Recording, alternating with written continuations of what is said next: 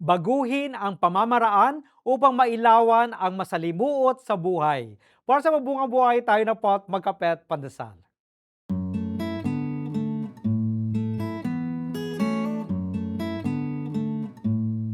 After his time in the wilderness, Jesus didn't choose a popular or powerful city to begin his ministry.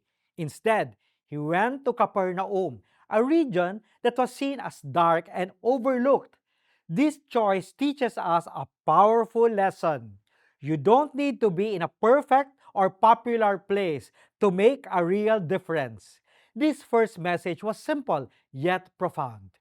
Repent, a call to change our mind and turn our lives around. This isn't just a religious term, it's an actionable and relevant message for anyone.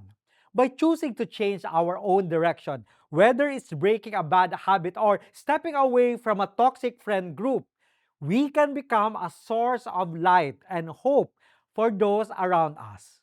Manalangin po tayo. Panginoon, bigyan mo po kami ng lakas ng loob na baguhin ang aming buhay sa pamamagitan ng pagiging ilaw sa iba. Amen.